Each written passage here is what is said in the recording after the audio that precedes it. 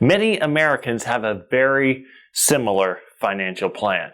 The goal of many Americans is to go to work today, work really hard during their working career, and eventually save enough money and earn enough on the money that they save that they don't have to go to work every day to produce an income. They want more time to spend with possibly grandchildren or doing some hobbies that they want to make time for in later years. And so they're working hard to make that a reality. Unfortunately, that is not happening for many people. The number one financial fear right now is that people either aren't going to be able to retire or they're going to run out of money in retirement if they do retire. That's not a very fun thought to think about. So I put together a diagram here so we can kind of understand what's happening and maybe if there's anything that we can do about it to make our financial plans more of a reality. Compound interest is an incredible thing, and for many years that's what people have depended on to grow the money they save. People cannot always save enough money to support them in retirement, and so they depend upon earnings that their money makes to make that a reality for them. I can remember my Grandpa McPhee telling me before he died, he was encouraging me to deposit money as quickly as possible into a bank account so that the interest would compound for me and grow over time.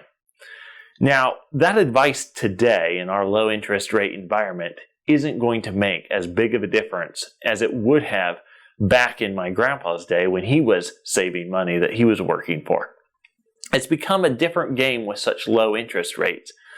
But let's say that the average investor can earn a 6% rate of return. In fact, if you Google it, you will see that number. 6% is what the average investor can expect to return. Granted, that's not on a bank account or a CD anymore like it was in my grandpa's day. This is for people who actively take on market risk in investments of some kind, hoping to grow their money so that they can accumulate larger and larger amounts of money, probably to support them in retirement. So we're going to use 6% as an example in this situation right here. Now over here in the picture on the far left-hand side of the screen over there, you will see a small amount of colored water. That represents $100,000.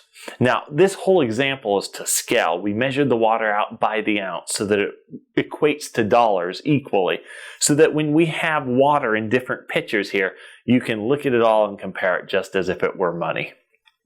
Now, what we have in this very full picture right in the center represents $574,000. We're going to put the numbers up on the screen for you, and I'm going to round the numbers to the nearest thousand so that they're easy to say, but we'll put the full number on the screen so you can follow along. $574,000 is what $100,000 would grow to be, compounding at 6% every year for 30 years. Compound interest is amazing. And if this really happened for people, then I think a lot more people's financial dreams would come true, meaning that they would one day not be able to go to work every day to produce an income, and they would have enough money to live on for the rest of their life. But something is going wrong because this is not happening for most Americans. Many Americans are depending on Social Security for a huge chunk, over 50% of their retirement income, and people are worried with cause, legitimate reason, that they are going to run out of money if they do retire. So what's happening to take this kind of earning away from people who are saving money? Well, one of the things is a management fee. Now, management fees are standard of 1% for a portfolio that's less than $1 million. If you're going to earn 6% today, you can't do it in something safe like a CD or a bank account. You've got to go out there and you've got to take on higher risk. Now, risk doesn't always equal reward, so you could lose money. You might not make 6% every year, but let's assume you did, just for the fun of it. You would have to pay a 1% management fee on your portfolio for whoever was investing your money to get that 6%, so that they would have something to keep as well.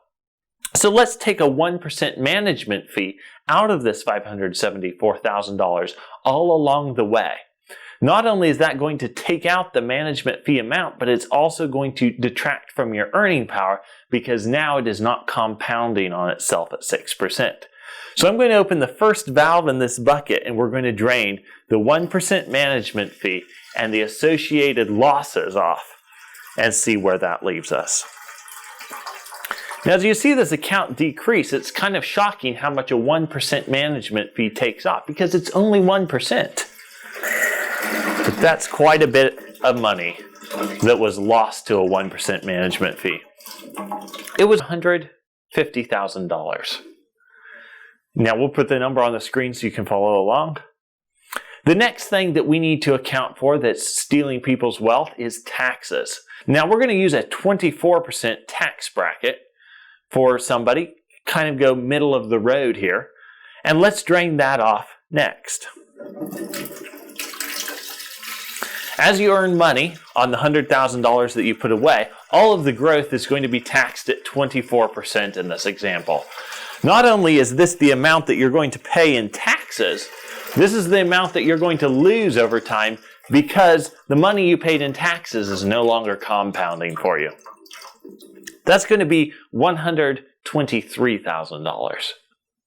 Now, here's something that a lot of people wonder when this happens. If you can see these two pictures on the bottom, you will notice that the 24% tax rate is $123,000, but the 1% management fee is $150,000. In other words, you pay more or lose more to a 1% management fee than you do to a 24% tax rate.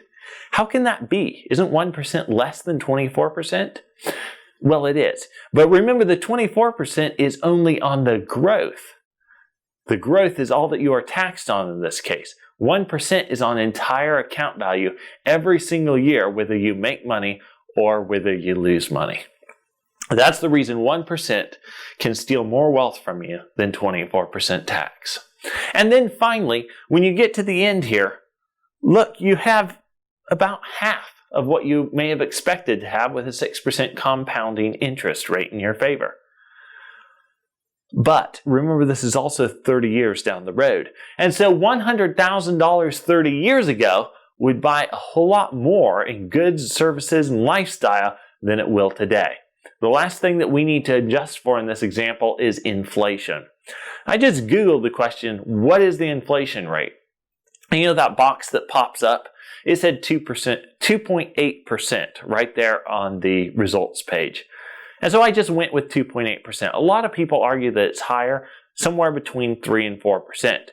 So in actuality, it could be even worse than what we're about to see. But let's just use 2.8%. I will open the last valve and let's see how much money inflation is going to steal from you in purchasing power over 30 years, or at the end of 30 years. Now remember, this 2.8% is on entire account balance as well, just like the 1% was every single year. And so we can expect the 2.8% to be even more than the 24% tax rate, which it is. $173,000 of value lost into purchasing power that you could have had, but inflation took it away.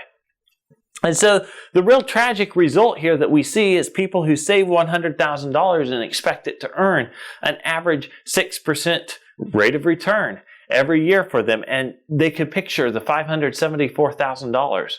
In reality, they end up with $129,000. That is all. That's less than $30,000 more than what they put away 30 years ago. That's less than $1,000 earnings per year. That's less than 1% actual rate of return. This is where most Americans are headed, because a lot of Americans are trying to save money now and earn a rate of return on it so that they don't have to go to work every day. It's not happening for them.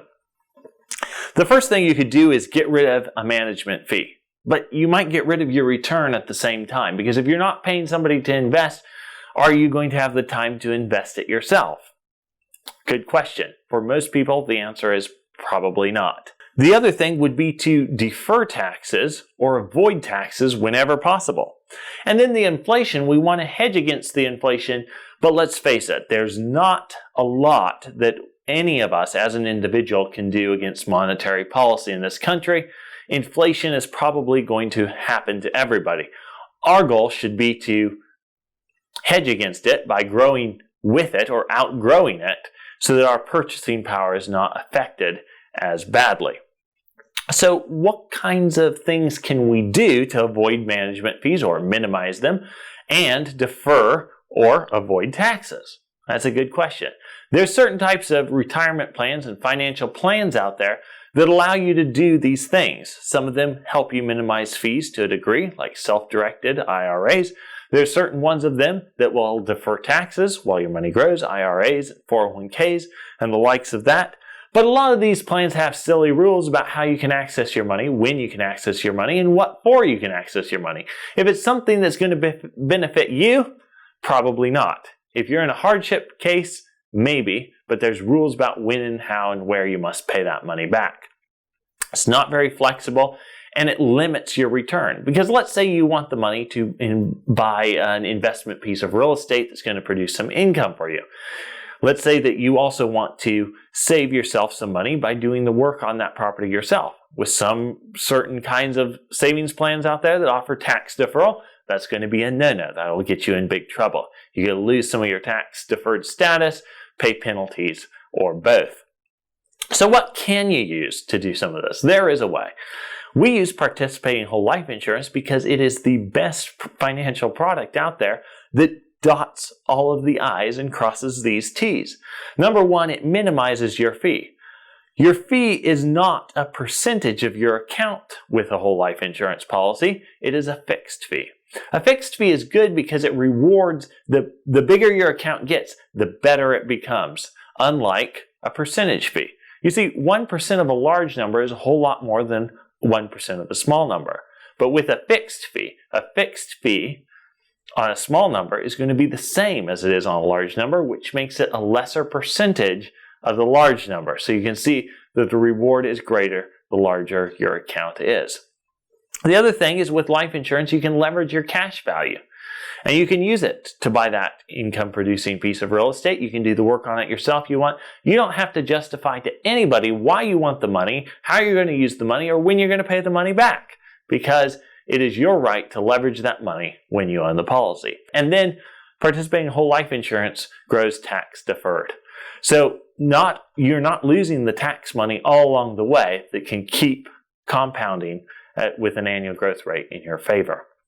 Those are some of the reasons that we use participating whole life insurance, because it's the best financial tool that lets us do all of these things and paint a better picture than what you see right here. Now, a lot of people will say, you sell life insurance and that's the reason you use it.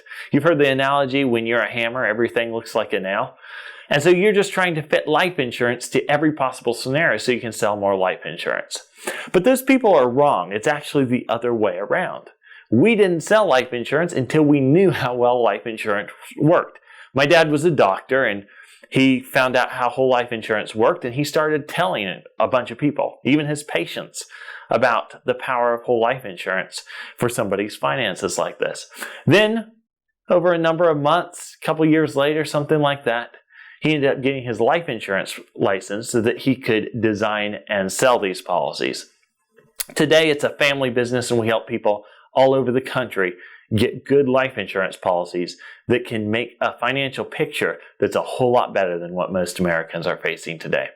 Thank you for watching. If you liked the video, make sure that you subscribe so that you catch other videos about this. And if you need a life insurance policy that's designed to grow your wealth, contact our office here at Life Benefits. We can definitely help you with that.